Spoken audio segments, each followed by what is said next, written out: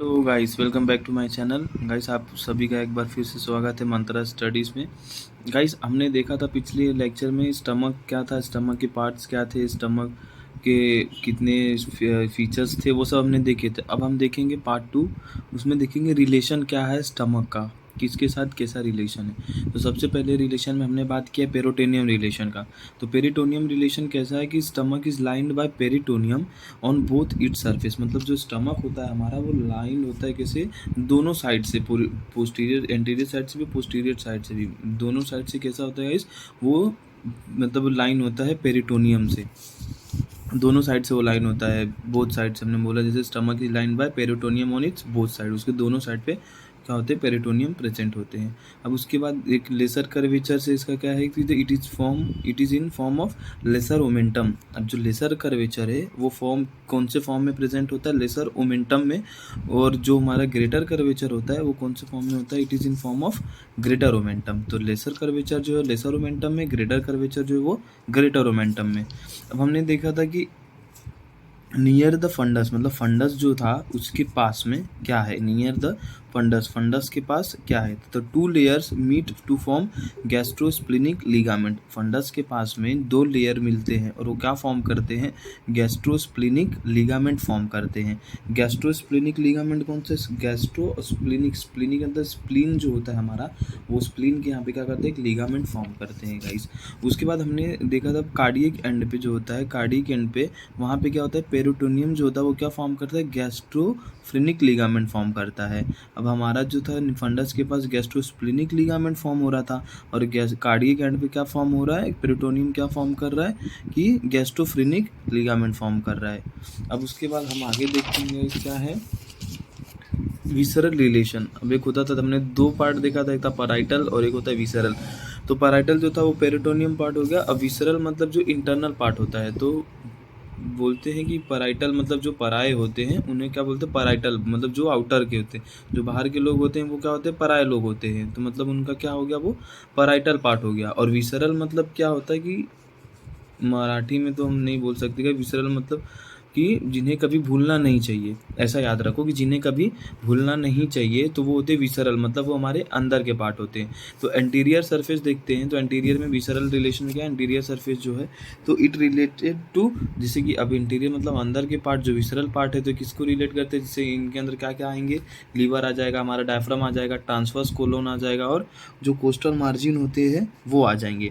अब पोस्टीरियर में क्या होता है, पोस्टीरियर सरफेस में गाइस सबसे इंपॉर्टेंट चीज़ है गाइस ये हमारा पोस्टीरियर सरफेस।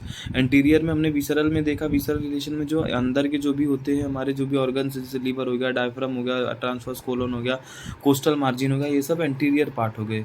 और उसके बाद पोस्टीरियर में हम देखते हैं क्या है कि पोस्टीरियर सरफेस जो है वो related to structure forming stomach bed. ये क्या फॉर्म करते हैं, जो पोस्टीरियर सरफेस होता है वही हमारा स्टमक बेड होता है। वो क्या फॉर्म करता है, स्टमक बेड फॉर्म करता है। हमारे इसके अंदर भी, सिलेबस के अंदर भी पूछा है कि स्टमक का रिलेशन बताओ, स्टमक क्या है बताओ, स्टमक का क्लिनिकल एस्पेक्ट बताओ, स्टमक बेड क्या है वो बताओ। तो जो हमारा पोस्टीरियर सरफेस होता है वही हमारा स्टमक बेड फॉर्म करता है। अब स्टमक बेड क्या क्या कौन कौन सी चीज़ें इन्वॉल्व करता है उसके अंदर वो देखते हैं। सबसे पहले इसके अंदर आता है डायफ्राम आता है, डायफ्राम के बाद इसके अंदर लेफ्ट किडनी आता है, लेफ्ट किडनी के बाद सुप्रारीनल ग्लैंड आएगा। लेफ्ट किडनी आया मतलब लेफ्ट के सुप्रारीनल ग्लैंड रहता है, मालूम है हमें किडनी है, किडनी के ऊपर दो समोसा प्रेजेंट रहता है तो वो सुप्रारीनल ग्लैंड होता है। तो left kidney, left suprarenal gland, pancreas आएगी, फिर ट्रांसवर्स मेसोकोलोन आएगा, स्प्लिनिक फ्लैक्चर आएगा ऑफ कोलॉन और स्प्लिनिक आर्टरी आएगा और समटाइम्स स्प्लिन भी इन्वॉल्व होता है उसके अंदर। यहाँ पे हमने कहा देखा था, एक था HF और एक होता है SF, मतलब जो होता है हिपैटिक फ्लैक्चर। ये जो यहाँ पे जो इसका घुमाव होता है, जहाँ पे ये मुड़ा होता है उसी को फ्लैक्चर बोलते हैं। तो हिपैटिक फ्लैक्चर होता है और एक स्प्लिनिक फ्लैक्चर होता है। तो स्प्लिनिक फ्लैक्चर ऑफ कोलॉन का हमने यहाँ पे बात किया था। अब ब्लड सप्लाई कैसा होता है स्टमक के अंदर वो हम देखते हैं कि blood supply of stomach, the arteries are divided from branches of coeliac trunk, coeliac trunk. जो हमारी आर्टरीज होती हैं वो मतलब बहुत मतलब ब्रांचेस में डिवाइडेड होती हैं। कौन कौन से ब्रांचेस में गाइस, जो सिलियक ट्रंक में डिवाइडेड होती हैं। अब इसके बाद ये ब्लड सप्लाई में कौन कौन सी आर्टरी इन्वॉल्व होती हैं वो हम देखते हैं। लेफ्ट गैस्ट्रिक आर्टरी इन्वॉल्व है, राइट गैस्ट्रिक आर्टरी इन्वॉल्व है और 5 to 7 short gastric artery involve है, लेफ्ट गैस्ट्रिक एपिप्लोइक आर्टरी है और राइट गैस्ट्रिक आर्टरी। ये इतनी जो आर्टरीज है वो इन्वॉल्व होती हैं गाइस किसके अंदर, हमारे स्टमक के ब्लड सप्लाई के अंदर। ये इतनी जो आर्टरीज हैं वो क्या होती हैं गाइस, इन्वॉल्व होती है किसके अंदर, हमारे स्टमक के ब्लड सप्लाई के अंदर। अब उसके बाद हम देखते हैं वेनस ड्रेनेज क्या है। तो वेनस ड्रेनेज जो होता है वो पोर्टल वेन से होता है। अब पोर्टल वेन से कैसे हो रहा है वो देखते हैं हम लोग गाइस। ये जो होता है वेनस ड्रेनेज जो होता है वो पोर्टल वेन से होता है। अब उसके बाद हम देखते हैं नर्व सप्लाई। वेनस जो ड्रेनेज था वो पोर्टल वेन से हो रहा था। अब उसके बाद हमारा आता है नर्व सप्लाई।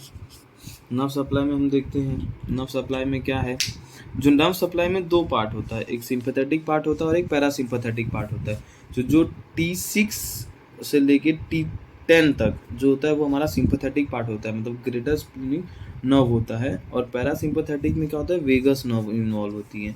तो सिंपैथेटिक का मतलब क्या होता है कि सिंपैथेटिक मतलब जो हार्ट रेट अगर तुम्हारा जो रिलैक्सिंग कंडीशन पे आ गया, तो समझो उसको एक एग्जांपल के तौर पे पकड़ लो। हार्ट रेट अगर रिलैक्सिंग कंडीशन पे आया, जैसे तुम डर गए कुछ हुआ तो रिलैक्सिंग कंडीशन पे आ जाता है, तो क्या होता है वो सिंपैथेटिक होता है। और पैरासिम्पैथेटिक में हार्ट रेट का क्या होता है, कॉन्ट्रैक्शन मतलब जो अगर हो रहा है तो वो क्या हो जाएगा, तुम्हारा पैरासिम्पैथेटिक हो जाएगा।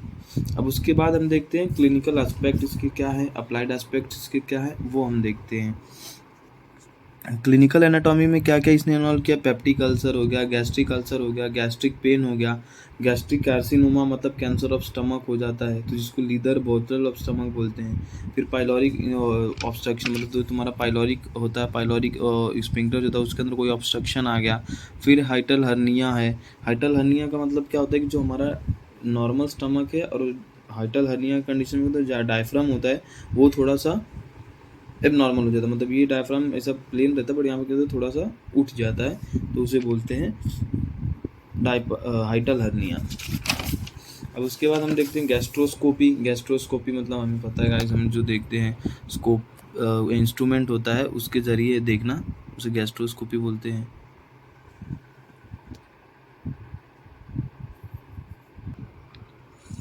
उसके बाद CHPS था एक, जिसको बोलते हैं कंजेंटल हिपैटिक पाइलोरिक स्टेनोसिस। मतलब इसमें क्या होता है, CHPS में सिर्फ वॉमिटिंग होती है, कौन से कलर, फूड कलर की वो वॉमिटिंग होती है, उसे बोलते हैं CHPS कंजेंटिनल हाइपरट्रॉपिक पाइलोरिक स्टेनोसिस। अब उसके बाद फंक्शंस देखते हैं, स्टमक का फंक्शन क्या है, तो सबको मालूम है act as a food reservoir, जो फूड रिजर्वियर का काम करता है। ये फूड को क्या करता है, मिक्स करता है, बाई किससे, पेरिस्टाल्टिक मूवमेंट से क्या करता है, फूड को मिक्स करता है।